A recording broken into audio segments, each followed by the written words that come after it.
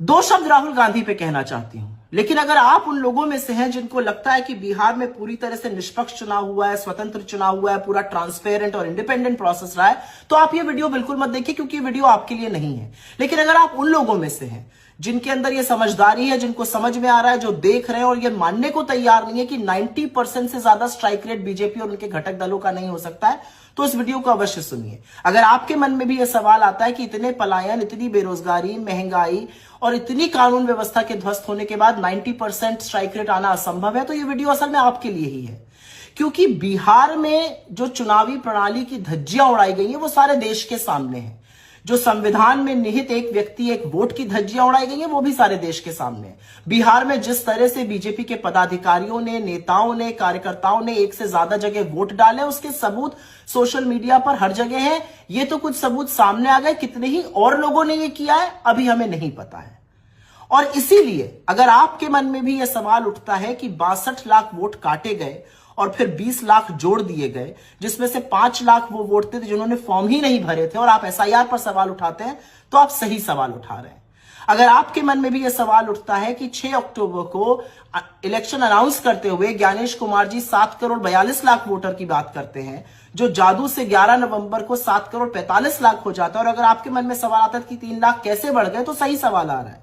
अगर आपके मन में सवाल आता है कि जेडीयू और बीजेपी की सरकार ने चुनाव के दौरान 10,000 रुपए खाते में डाले और चुनाव आयोग मूक दर्शक बना रहा और ये वोट के लिए कैश या जिसको रिश्वत कहते हैं दी जाती रही, तो बिल्कुल सही सवाल आपके मन में आ रहा है। अगर आपके मन में यह सवाल आता है कि कैसे चुनाव के बीचों बीच हरियाणा के करनाल से एक ट्रेन उन लोगों से भर के आती है जो बीजेपी का पटका पहने हुए हैं, वो बिहार में आकर वोट डालते हैं, तो आपके मन में बिल्कुल सही सवाल आ रहे हैं।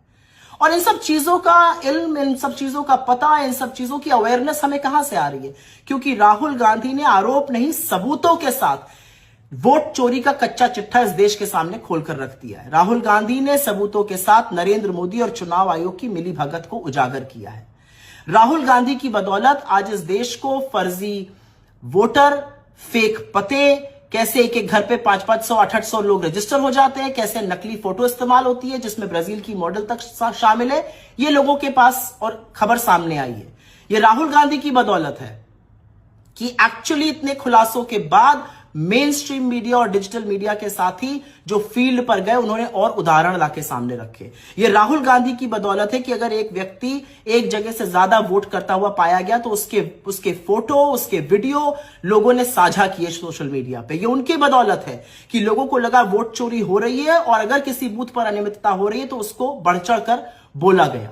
तो राहुल गांधी पर एकदम से आक्रामक कौन है, हमलावर कौन है? राहुल गांधी को इस हार का दोषी कौन ठहरा रहा है? महागठबंधन के खराब प्रदर्शन का ठीकरा कौन उनके सिर पर फोड़ रहा है? हो सकता है अनभिज्ञता में आप कर रहे हो, लेकिन असल में यह बहुत सोची समझी सुनियोजित साजिश है बीजेपी की, आरएसएस की और उनके पालतू मीडिया की। और यह साजिश इसलिए रची गई है जिससे राहुल गांधी जी का वोट चोरी का जो खुलासा है वो फीका पड़ जाए, जिससे कि इस देश की नरेंद्र मोदी के खिलाफ जो सबसे सशक्त आवाज है, जो किसी कीमत पर समझौता नहीं करती है, वो आवाज दब जाए। महागठबंधन की हार का दोषी राहुल गांधी को ठहराना अकेले कहीं ना कहीं एक मकसद है इसका, और वो मकसद है राहुल गांधी की आवाज को दबाना, उनको डिस्क्रेडिट करना, विपक्ष के कैंप में संशय पैदा करना, विपक्ष के कैंप में अविश्वास पैदा करना। लेकिन ऐसा होएगा नहीं, और ऐसा इसलिए नहीं होगा क्योंकि बीजेपी ने वोट चोरी को इंस्टीट्यूशनलाइज कर दिया है।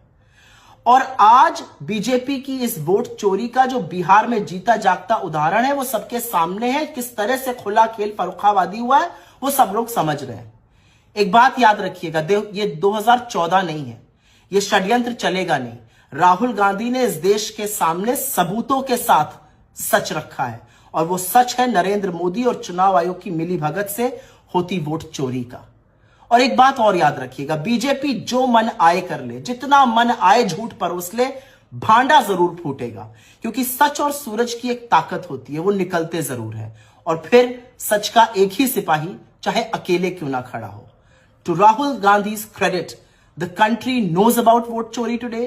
The country knows how the system is being manipulated. The country knows what has happened in Bihar.